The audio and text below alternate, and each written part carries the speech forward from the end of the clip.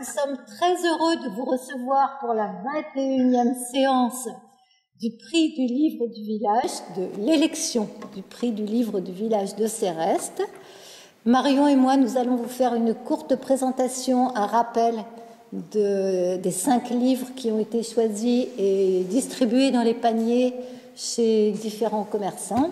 Je vais vous présenter donc le livre de Marie-Hélène Lafont. C'est son dernier paru. Alors, elle raconte l'histoire d'une famille qui habite au fin fond du Cantal, sur les hauteurs, à 1000 mètres d'altitude. J'ai trouvé que c'était le monde agricole des années 60. En fait, c'est une histoire de famille assez tragique. De ce drame familial avec la violence de cet homme. C'était figé, complètement figé, et qu'il a fallu un événement extérieur. En tout cas, le monde bouge quand même quelque part, et ça a créé une ouverture, quoi. Mais bon. Oui, mais cet homme, il n'a qu'une idée en tête, c'est la transmission.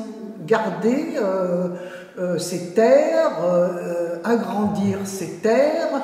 Le deuxième roman que nous avons choisi s'appelle « Fille en colère sur un banc de pierre ».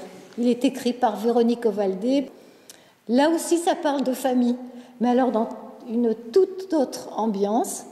Ça se passe sur une île au large de la Sicile. L'histoire commence alors que la jeune femme qui est l'héroïne revient sur cette île après l'avoir quittée pendant presque 15 ans. On va suivre avec elle son exil et comprendre petit à petit quelle a été la tragédie qui l'a forcée à quitter cette île. Et voilà. Ce suspense, on sait qu'il est arrivé quelque chose, et finalement, c'est quelque chose de très simple, cette disparition. Et ce secret qui tenait cette famille, vraiment, moi, c'est le livre que j'ai préféré. Voilà. Il y a l'atmosphère oppressante de cette Sicile, le passé du père, tout ça. Ouais, le père Salvatore, deux fois sauveur.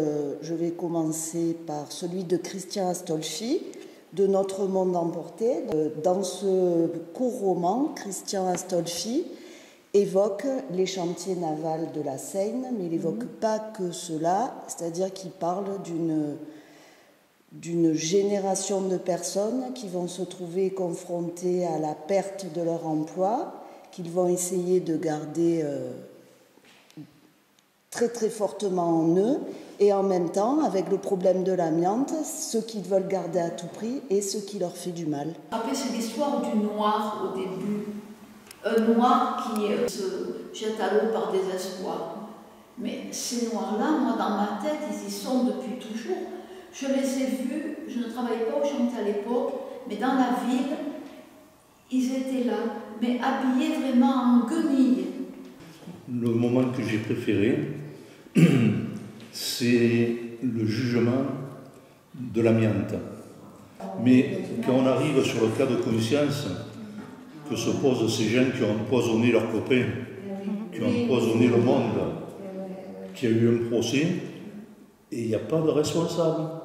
Ensuite, La patience des traces de Jeanne Benhammer, qui, elle aussi, elle a un parcours singulier, puisqu'elle écrit à la fois des romans et elle fait de la poésie.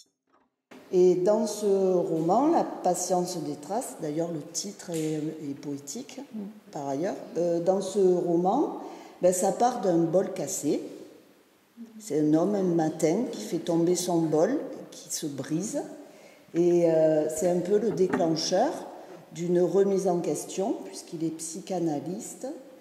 Et il se rend compte qu'en fait, il n'a jamais réfléchi sur lui, il ne s'est jamais retourné sur lui-même pour penser à la vie qu'il a menée, puisqu'il n'est pas tout jeune.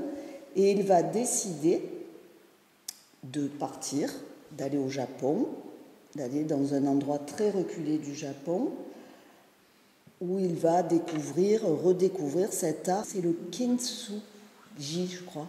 C'est l'art de réparer les objets cassés et bréchés, mais au lieu d'essayer, comme nous on fait, de masquer de ne pas voir ce qui est ébréché, cassé, abîmé, ben là on le met en valeur puisque c'est fait avec de l'or. Parce que c'est un roman de la réparation, sur la réparation.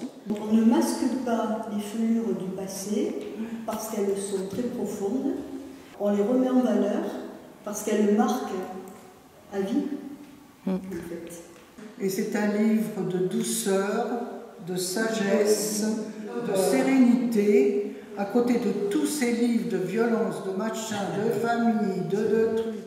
Alors, je termine par le roman le plus approfondi, le plus développé, celui qui n'est pas revenu. Effectivement, c'est un très long roman, mais c'est un roman un peu monde qui va raconter l'histoire d'une famille. Il y a du récit dans le récit, puisque c'est un homme qui va accepter de raconter sa vie et son enfance à la psychanalyste de sa sœur. Donc ça, c'est bizarre. Parce qu'il y a un foisonnement, une galerie de personnages extraordinaires, tous plus complètement déjantés en plus. Et comme dans le titre, on se laisse porter comme un rythme de marée, justement. Et donc on va revenir sur cette famille qui, elle aussi, est dysfonctionnelle. Mais ce qui est intéressant, c'est qu'à travers toutes les difficultés, tous les malheurs, toutes les choses épouvantables qui leur arrivent, il y a aussi beaucoup d'humour, de la dérision. Et franchement, du début à la fin, je n'ai pas pu le quitter. J'ai beaucoup aimé. Il nous embarque dans tellement d'histoires, on ne sait pas vers où il va aller.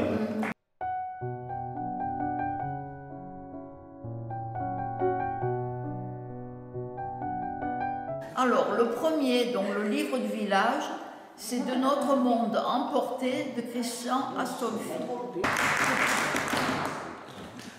Le second, Fille en colère sur un banc de pierre, de Véronique Ovaldé. Le troisième, La patience des traces, de Jeanne Benhammer. Bravo! Le quatrième, Le prince des marais, de Pat Conroy. Et le cinquième, Les sources, de Marie-Hélène Lafont.